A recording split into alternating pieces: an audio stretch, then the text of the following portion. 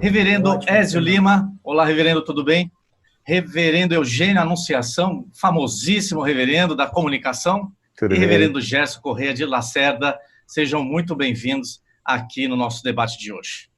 Muito Preparados? obrigado. Eu começo logo a nossa conversa com uma grande pergunta, uma pergunta causticante que não quer calar. O povo quer saber de vocês. Esqueceram o rosto de Cristo?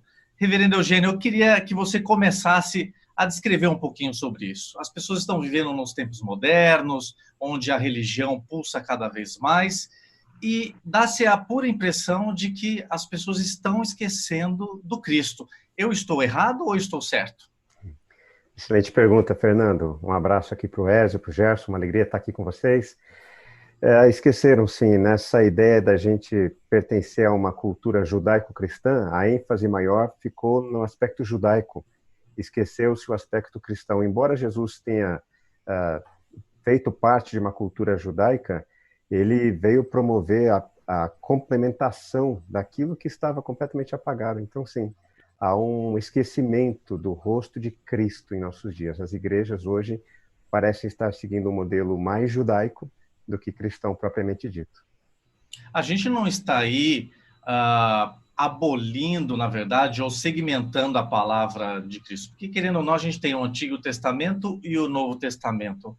Reverendo Eugênio, eu queria que você falasse um pouquinho sobre, de modo prático, como é que as pessoas estão caminhando nesse sentido. E eu queria o comentário do reverendo Gerson sobre essa questão também. Perfeito. A maneira mais prática que a gente consegue visualizar, por exemplo, em alguns cultos e até algumas práticas devocionais de algumas pessoas, a gente observa a guarda de alguns elementos característicos da própria cultura judaica, da própria religiosidade judaica, que muitas vezes foi duramente criticada por Jesus.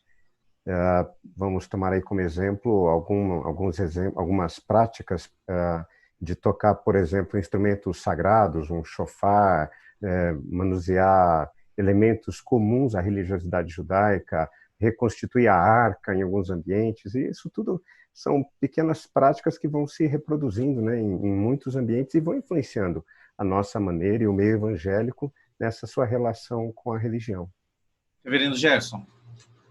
Concordo plenamente com o reverendo Eugênio. Eu tenho presenciado muitas manifestações desse aprisionamento de Jesus na perspectiva do Antigo Testamento, da religião judaica daquela época, quando, de fato, Jesus veio para revolucionar tudo aquilo e ele não se submeteu fielmente àquilo que os mais zelosos seguidores do judaísmo seguiam.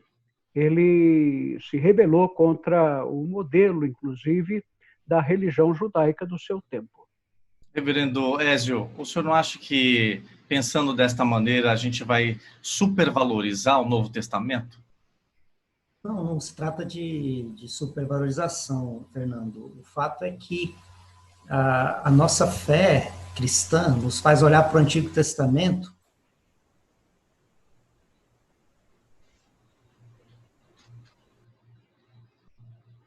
a leitura cristã da Bíblia não é de Gênesis a Apocalipse, é de Apocalipse para Gênesis, né?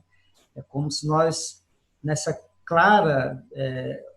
claro objetivo de interpretar, de conhecer Deus, Deus se revela para nós cristãos de maneira plena, absoluta, em Jesus Cristo. Portanto, ele é o eixo hermenêutico, ele é a única maneira de podermos compreender o Antigo Testamento.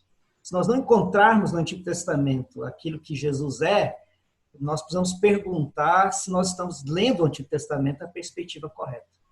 Mas o fato é que as igrejas neopentecostais e também algumas seitas também que usam a palavra do Senhor como eixo de atração, essas igrejas estão superlotadas. E quando nós olhamos para as igrejas mais tradicionais, ela tem pouca aderência. Como que a gente pode corrigir isso? Queria jogar para os senhores. Eu escrevi um e-book, Fernando, chamado As Redes Sociais de Jesus, e não é nenhuma novidade esse fenômeno que acontece principalmente na religião cristã. Multidões sempre seguiam Jesus. Agora, a ênfase é no que elas queriam. Elas se relacionavam com Jesus à procura de alguma bênção, de alguma prosperidade. Multidões sempre procurarão a Deus para atender às suas demandas, atender às suas necessidades.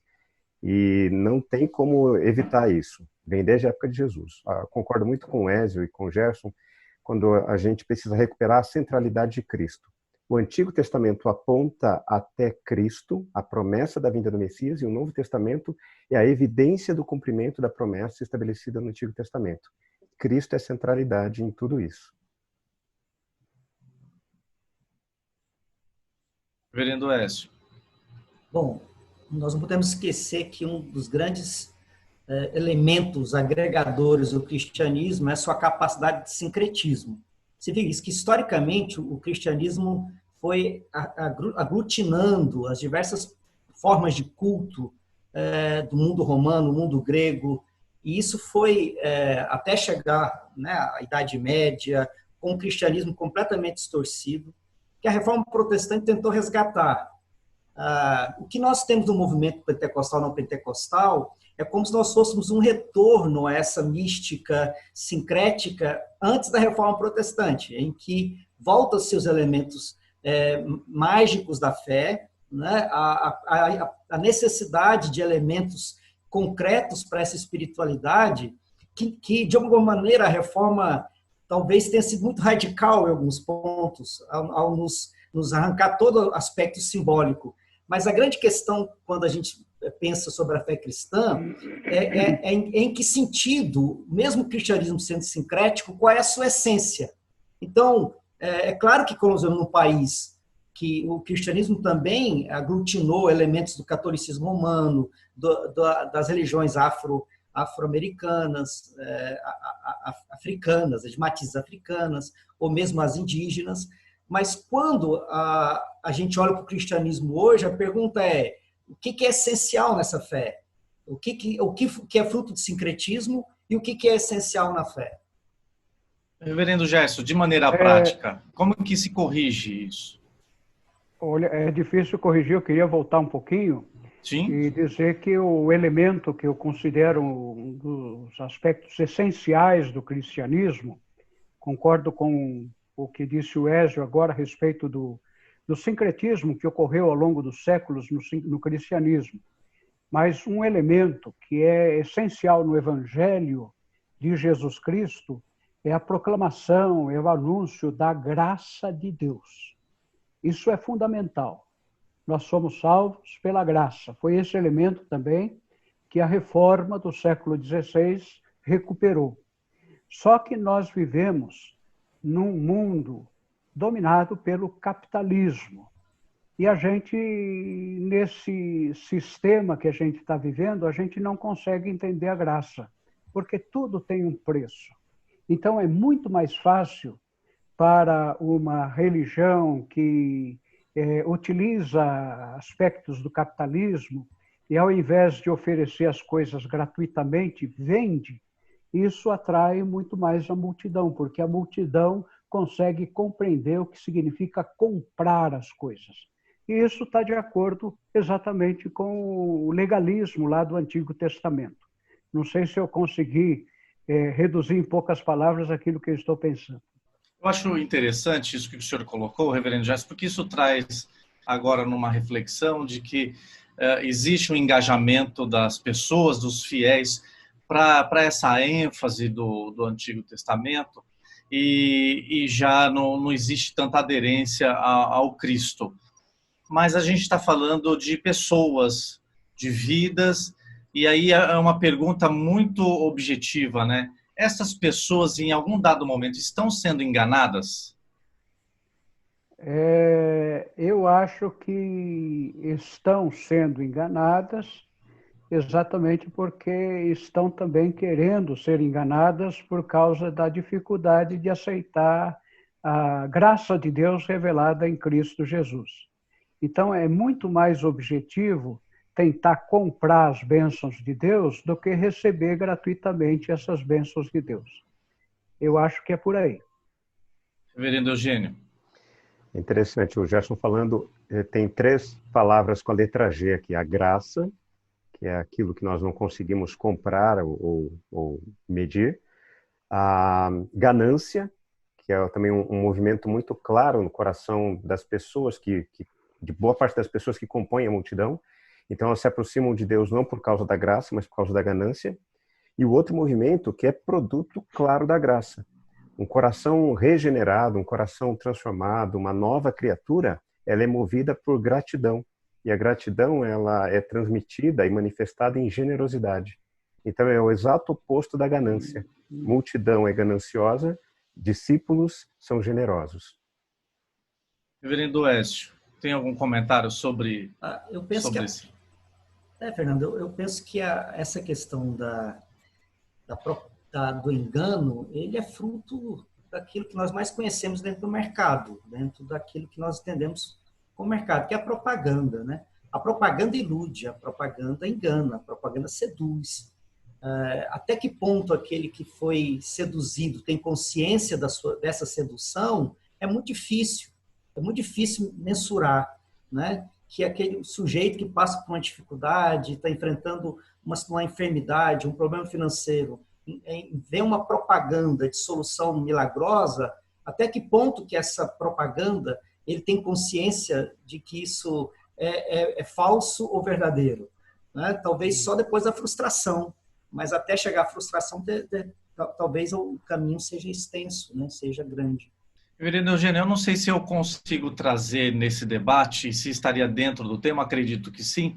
Nós estamos falando das igrejas neopentecostais, seitas, das igrejas tradicionais históricas, mas existe um grande movimento, principalmente aqui nos Estados Unidos, e começa a crescer em larga escala no Brasil, que são as famosas igrejas pretas, né, de paredes pretas.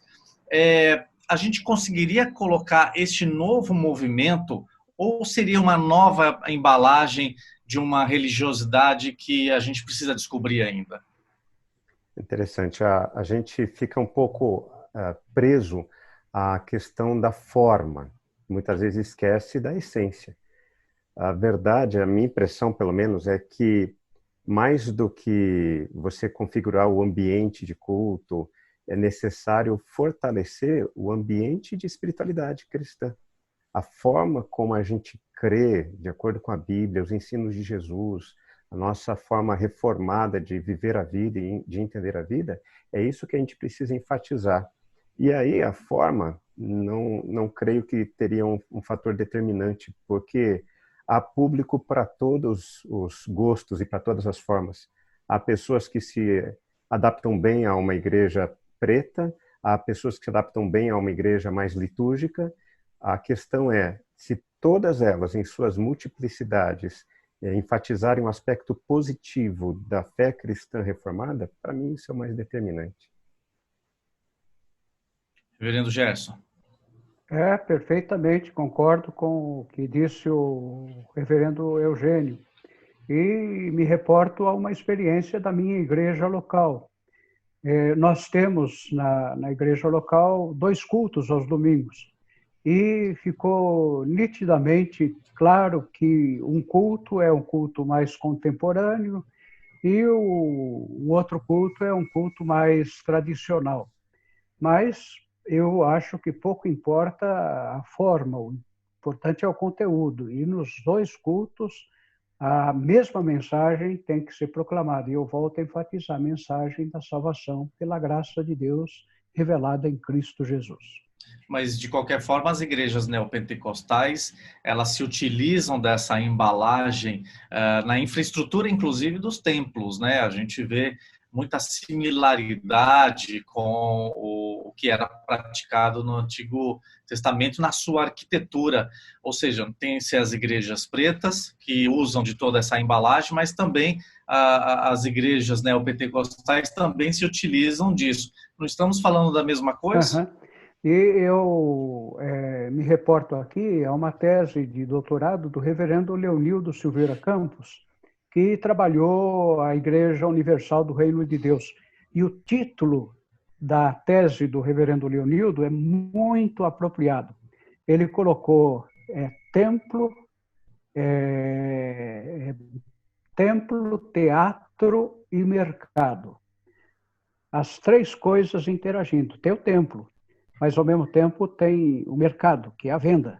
E tem o teatro, que é todo um trabalho assim, de apresentação mais contemporânea e mais adequado assim, ao povo que está vivendo nessa conjuntura, né, de mercado, de Olha, eu capitalismo. com E assim por diante. certeza, meus amigos e queridos reverendos, eu sou daqui dos quatro a pessoa mais jovem, né? Apesar de ter uma barba branca aqui.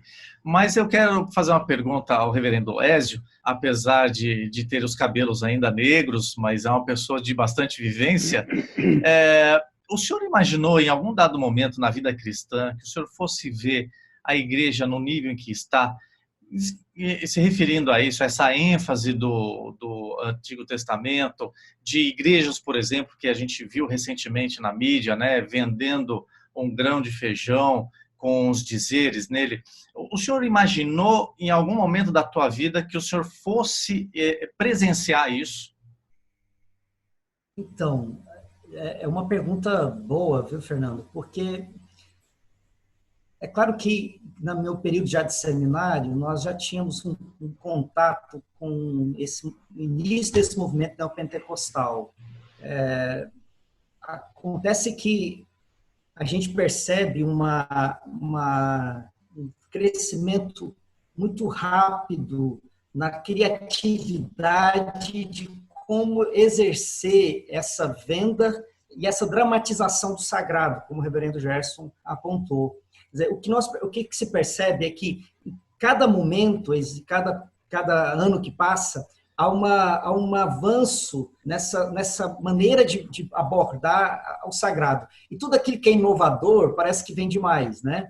Então, você falou das paredes pretas dos templos, mas o que acontece é que cada momento que passa, alguma coisa nova vai ser acrescentada, alguma coisa nova vai ser colocada, porque parece que isso faz parte do ingrediente de que o que vem pela frente é melhor do que está para trás.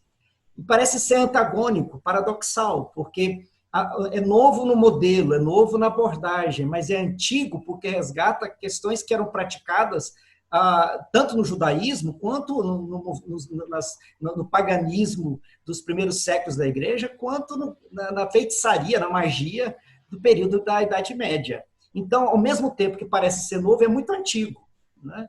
É como se fosse um círculo em que se volta para o passado para buscar alguma coisa que dê fundamento, mas com uma roupagem completamente nova para dizer nós não somos nada daquilo para trás. Então, ao mesmo tempo que a negação do passado, aparentemente parece ser negação, na verdade é a volta para o passado. Interessante que eles sempre se remetem à reforma da igreja, né? Todos esses novos movimentos é sempre propalado, não, essa é a nova reforma, tudo sempre tem uma nova reforma. Eu pergunto, quantas reformas nós teremos daqui por diante? Talvez seja essa a grande pergunta, não é mesmo, reverendo Eugênio? Depende, tem gente que gosta tanto de fazer reforma, que vive fazendo reforma na sua casa, né? E daí não para mais. Principalmente nesse momento, né? Nesse momento. A verdade é que a Igreja de Cristo, ela continua firme. O que precisa ser reformado são estruturas, instituições. E eu tenho cá minhas dúvidas com os meus botões, a minha pouca experiência de vida ainda, Fernando. Eu não sei se instituições conseguem ser efetivamente reformadas. O que acontece, a meu ver, é uma reavaliação de pessoas que foram chamadas por Cristo, pelo Espírito, foram regeneradas e se apresentam como alteração ao status quo, à situação.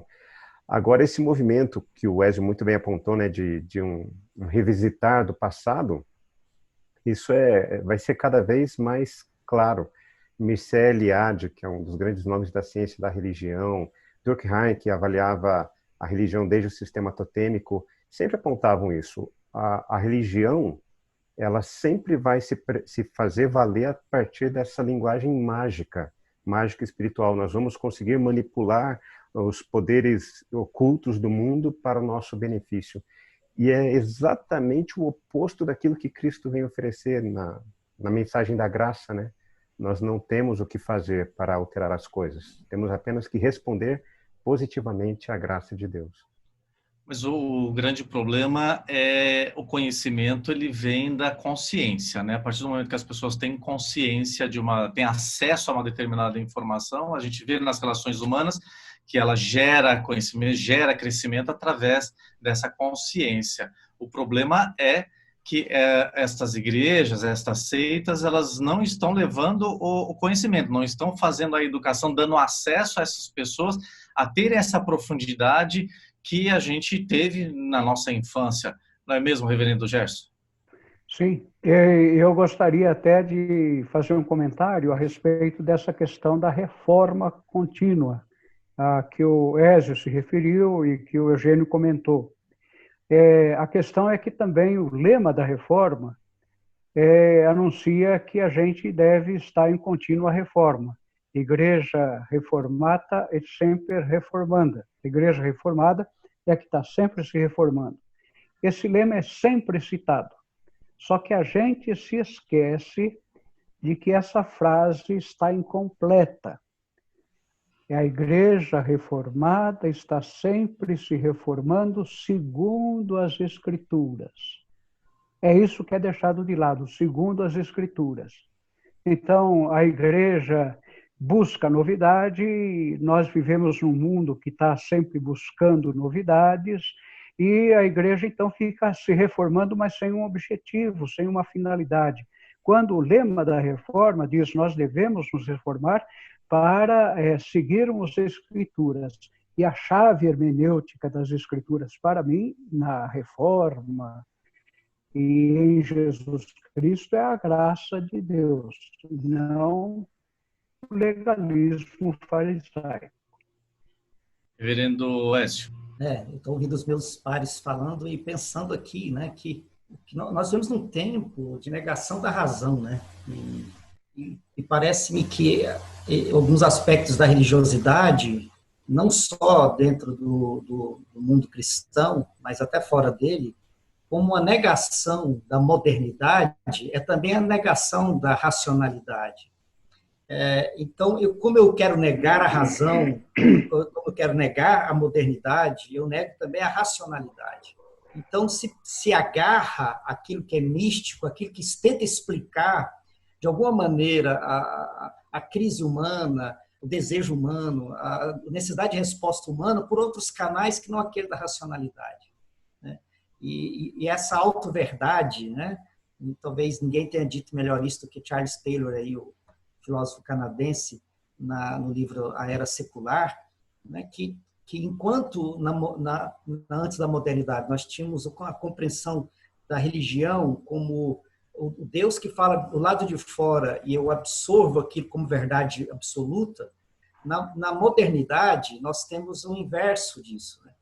Nós não temos a verdade externa que define o que eu faço.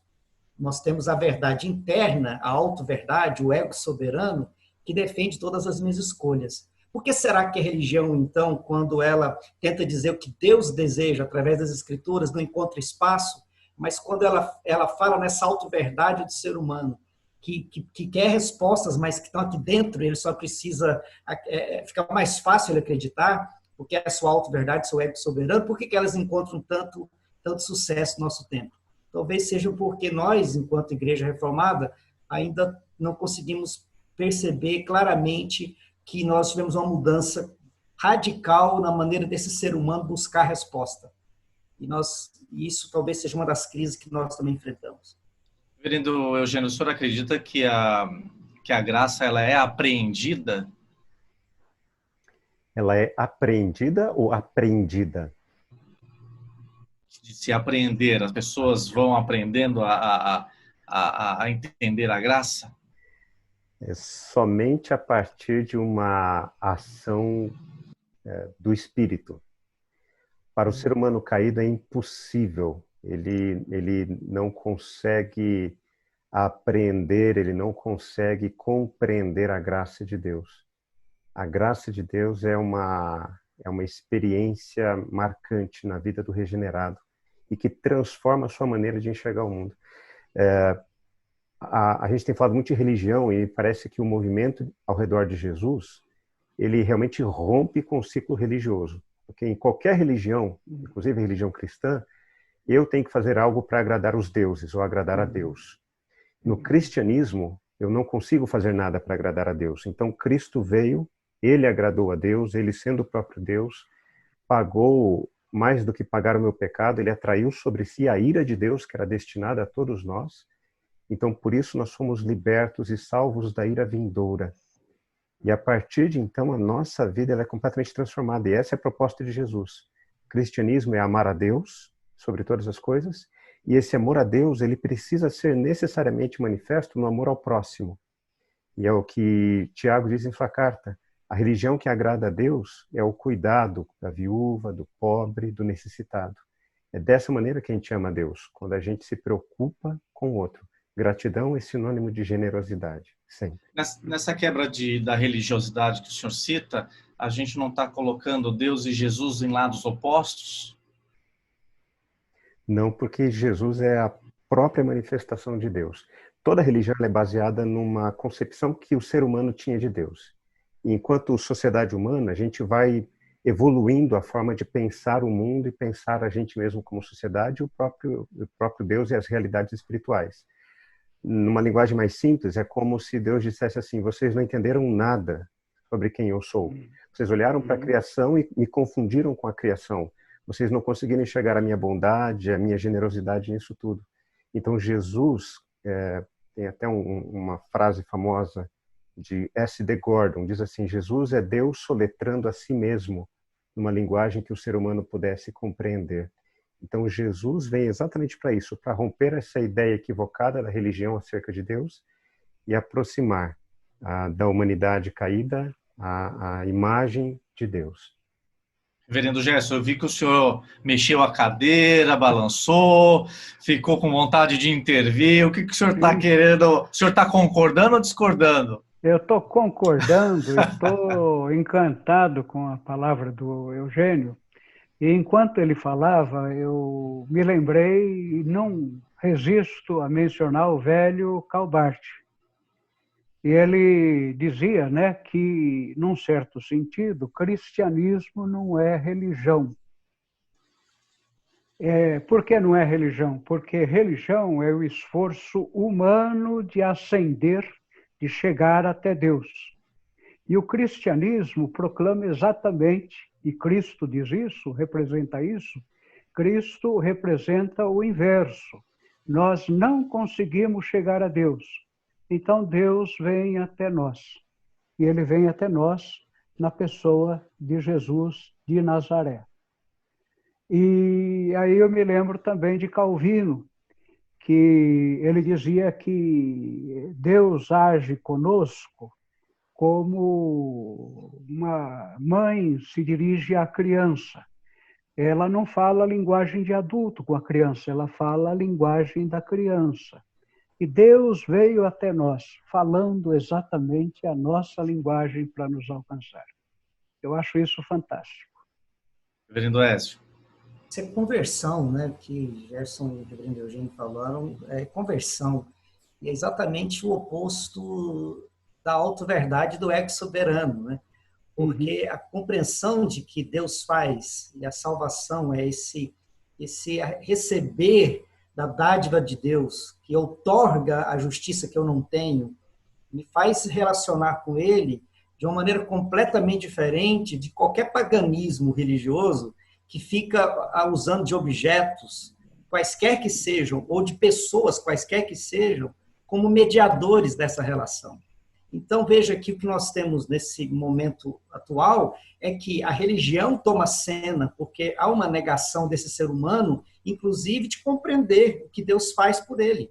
Eu faço. E aí vem confissão positiva, vem toda a teologia da prosperidade, que nada mais é do que essa nossa tentativa permanente de alcançar o céu pelas nossas próprias pernas. Uhum. Eu quero jogar uma pergunta. Nós estamos caminhando para os 10 minutos finais desse nosso encontro, nosso primeiro encontro, e depois eu quero que vocês interajam entre si. Mas eu quero deixar a minha última colocação de impressões que eu tenho e gostaria de ouvi-los. A impressão que eu tenho de que Deus cuidava do seu povo. Quando vem Jesus, a responsabilidade desse cuidado passa sobre os nossos ombros.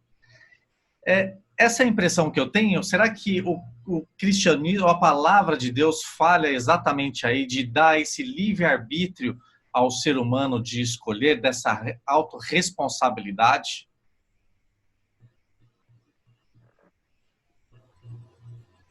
Senhores.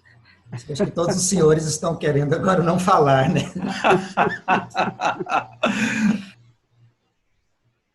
Deixar o Gerson, que é o mais experiente aí, né? O Fernando colocou aí uma questão que é muito complicada, que é a questão do livre-arbítrio, né? É algo tremendamente discutível.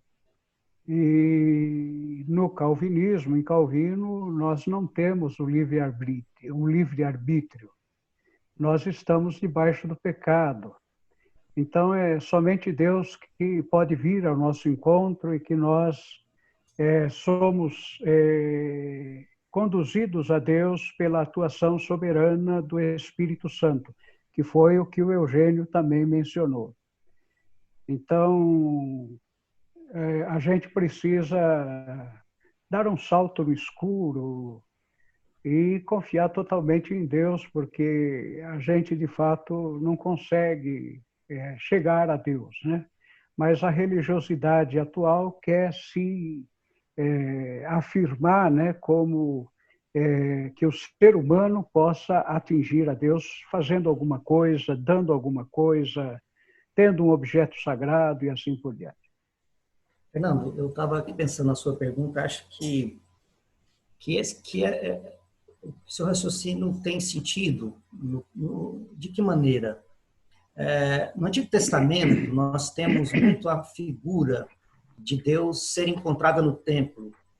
Essa figura do Deus do templo ligada com a mediação dos sacerdotes, do sacrifício. O sábado como elemento do dia, no qual você deveria consagrar plenamente a Deus, porque era o dia dedicado a Deus. Então, nós temos um dia sagrado, nós temos um lugar sagrado, temos pessoas sagradas. Esse é o conceito também judaico de uma religião que foi completamente convertida em Jesus Cristo. E na fé cristã, nós não temos dias sagrados, nem tempos sagrados e nem pessoas sagradas no contexto de alguns sagrados, né? Todos são em Cristo, todos em Cristo se tornam sacerdotes. Em todo tempo somos chamados para adorar, servir, amar a Deus. E isso faz com que mude completamente essa nossa relação com Deus.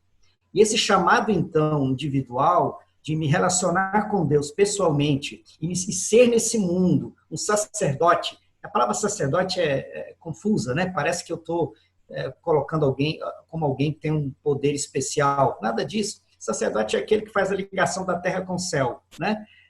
Quando nós pensamos que todo cristão é sacerdote, é aquele que de alguma maneira é capaz de levar a Deus através da oração as coisas da terra para o céu, e é capaz de trazer do céu para a terra as coisas que Deus tem, o anúncio da graça, do perdão, do amor, da misericórdia. Nesse sentido, todos os cristãos são sacerdotes. Verdadeiramente, há uma democracia no cristianismo. Né? Só não são apóstolos, né? Só não são, nesse sentido, no sentido de especiais, né? de extraordinários. Mas todos nós somos chamados, enquanto cristãos, a viver esse cuidado, né? Que talvez tivesse restrito ao conceito de templo, dia e sacerdotes específicos. Fernando, concordo contigo que dá essa impressão, mas é apenas uma impressão, não é a verdade. A verdade é que o mesmo Deus que cuidou no Antigo Testamento é o mesmo Deus que cuida no Novo Testamento e é o mesmo Deus que cuida pós o Novo Testamento. É o Deus que continua cuidando da sua criação, de tudo aquilo que Ele ama. Agora, a diferença realmente é essa. E não é que Deus mudou, a humanidade mudou. Nós estamos num processo de evolução enquanto espécie humana, enquanto Homo sapiens. Essa pandemia que está se impondo sobre nós, nosso mundo, nossa sociedade, vai provocar uma evolução, uma transformação.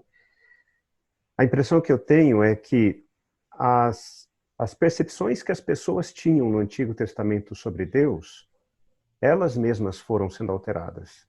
Há, no mínimo, duas teologias no Antigo Testamento, Fernando. A primeira teologia de que é essa: eu não preciso fazer nada porque Deus vai fazer tudo por mim. Essa é uma teologia antes do exílio babilônico.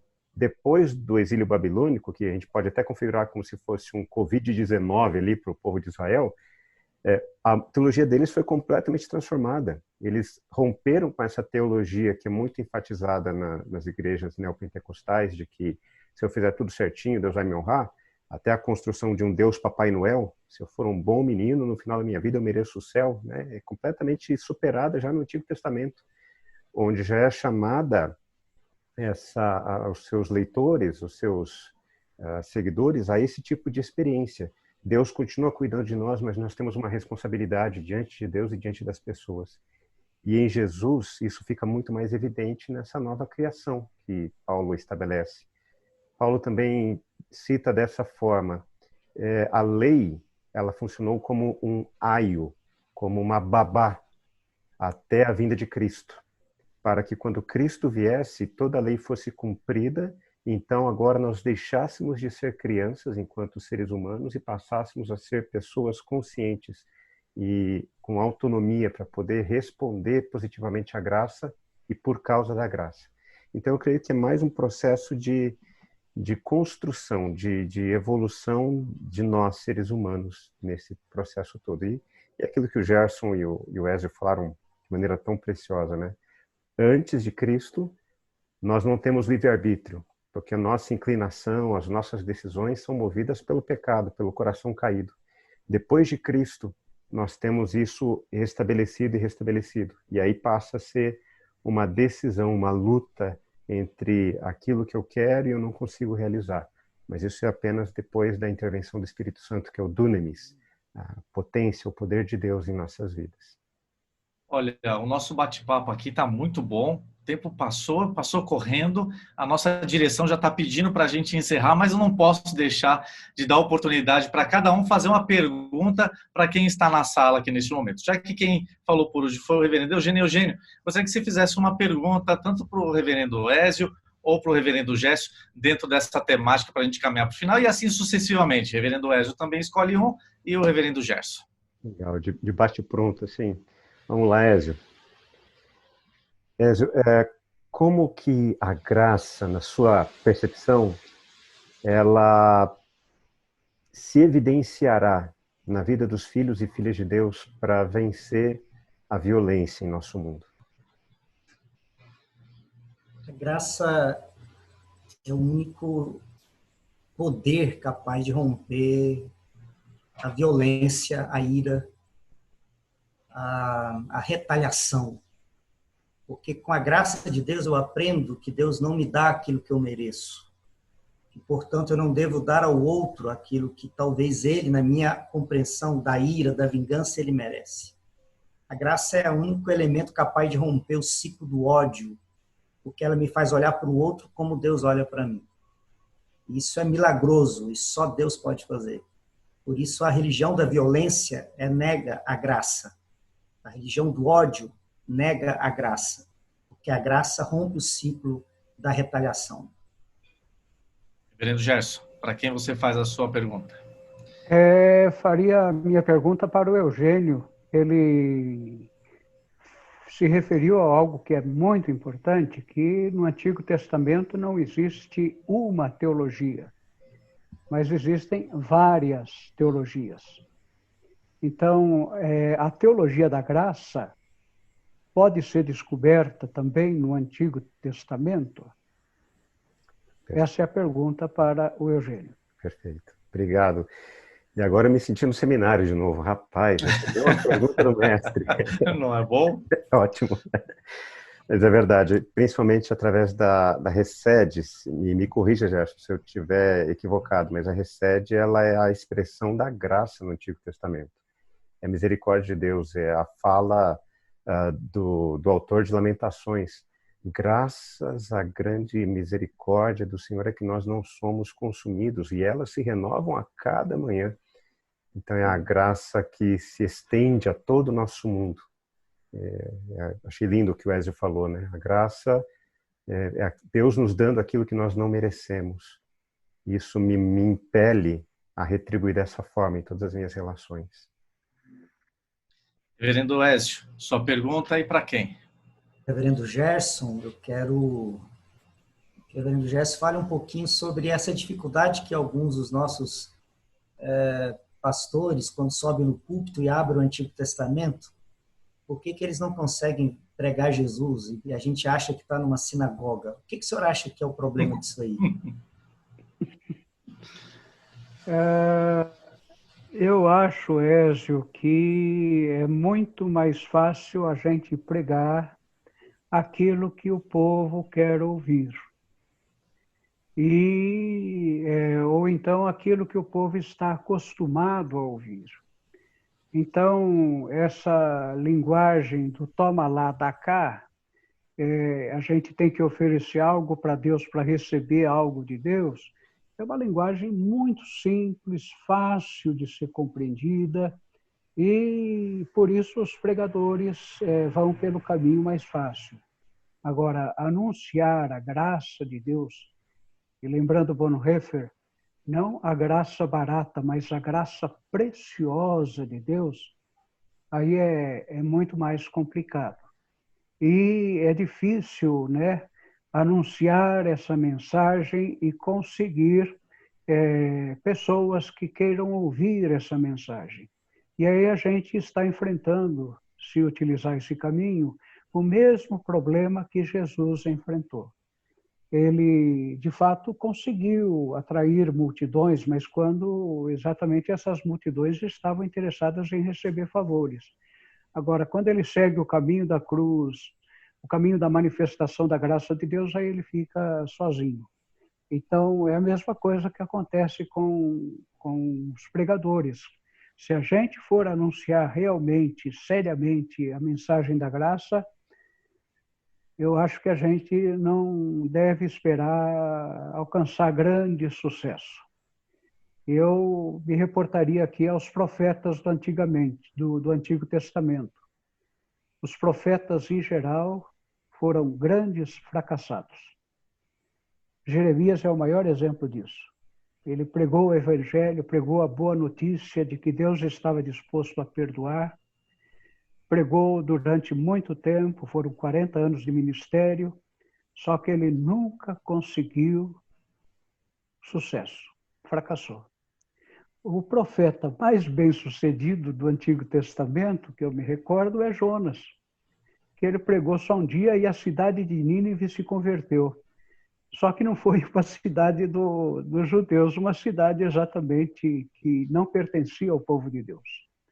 Então eu gosto muito dessa comparação entre Jonas, o pregador bem-sucedido, e Jeremias, como os outros profetas que fracassaram. A gente deve seguir o caminho da cruz. É isso aí. Olha, eu quero agradecer aqui, fantástica essa nossa primeira edição, Reverendo Ezio Lima, Eugênio, Gerson, muito obrigado pela participação, e vocês aí de casa também, que nos acompanhou através do tablet, do celular, do computador, da sua televisão, nosso muito obrigado, você assistiu aqui a primeira edição do Estandarte Online, obrigado mais uma vez, senhores, e vamos nos encontrar mais vezes, né? Um abraço e deixe seu comentário, mande suas sugestões de pauta, que na próxima edição a gente pode escolher e trazer o seu tema aqui nessa edição. Um abraço, Deus abençoe a todos. Amém. Amém.